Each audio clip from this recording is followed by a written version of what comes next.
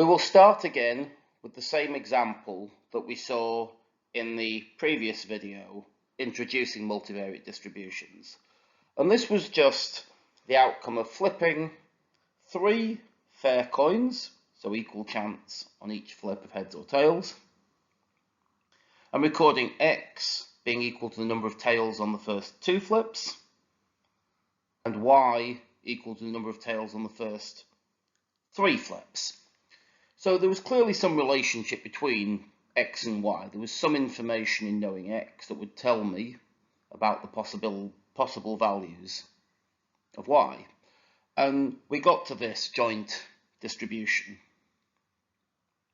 Now, we don't necessarily always want to work with a joint distribution. There's often different questions that we might wish to ask of a data set. So, for example, here, I might say, out of the occasions that the first 2 coins gave 1 tails, what's the chance the first 3 give 2 tails? I might ask those questions, those conditional on some more information. What's the chance that a given outcome happens for the other variable? So the conditional distribution of y given x is basically saying that if I have some prior knowledge that x takes some value m, the probability that y takes n, given that x takes m, is working out the joint probability mass associated with xy being equal to mn, and working that out as a proportion of the times that x equals m. So you can think of this as taking a slice through that joint density function.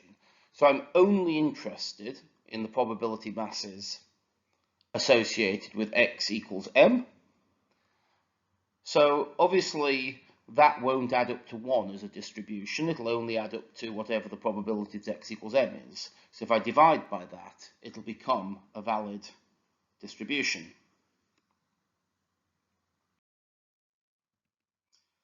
So let's say I am told that x equals 0. That's like saying, in this coin example, oh, the first 2 flips, there were 0 tails. So I should know that if there's 0 tails on the first 2 flips, there's either 0 on the first 3, or maybe the third one's tails, and so I get 1. So there should only be possibilities of 0 and 1. But here, where I've color-coded by what the x values can be, and pattern-coded by what the y values can be. So if we're told x equals 0, that's the blue slice at the front. So if I just pull out this blue slice here, it only has 2 probability masses in it, or 2 non-zero ones, and they're both equal. It really doesn't matter that they're both equal to 0.125 and 0.125. What matters really is that there's 2 of them and they are both equally likely. So when I normalize, so I make that a valid distribution by dividing by the sum of them, I'll find there's a 50% chance of 0 and a 50% chance of 1. And that's what I would expect. If I knew the first 2 flips had 0 tails, then 50% of the time the third flip is tails, and so I still have 0 for y, and 50% of the time the third flip is a tails, and so I do get a count of y equals 1.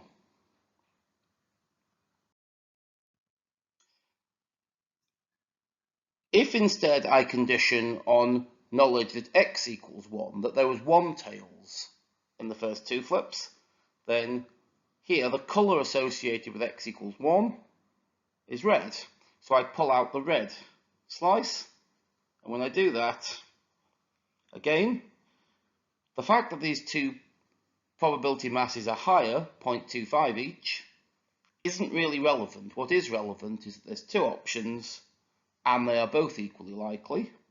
So when I divide by the probability x equals 1, I get the same thing.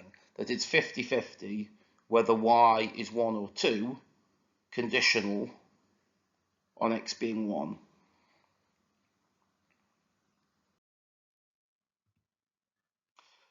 And lastly, if I am told that x equals 2, I can pull out the black slice. And when I do that, again, 2 equal probability masses, so 50-50 which one y is, whether y is 2 or whether y is 3. I can actually conditional on more complicated things other than purely knowledge of x. I could condition on other things, but the same idea holds, that I'm pulling out the probability masses associated with that and dividing by the totals.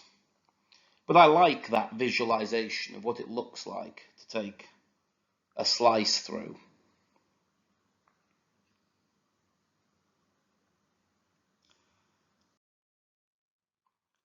I will just go through one example conditioning on y. Two of the examples conditioning on y are really not that interesting. Because if I know y is 3, if I know there was 3 tails on the first 3 flips, there had to be 2 tails on the first 2 flips. Similarly, if I knew y was 0, no tails on the first 3 flips, I knew there had to be no tails on the first 2 flips. So conditioning on y being 3 or y being 0 is really not that interesting. And I can see that from the fact there is just one probability mass associated with those slices, the slice through y equals 3 and the slice through y equals 2. But I'll go through one of the intermediate cases, which is more interesting. So picking y equals 2 as my, if I'm told y equals 2, that means I'm working through the solid color block, the solidly shaded slice. So I pick those out. The two probability masses are 0.25 that x is 1 and 0.125 that x is 2, conditional on y being 2. If I sum those up, I get 0.375, or I could just look at it and say there's two possibilities, x is either 1 or 2, and it's twice as likely to be 1 as 2.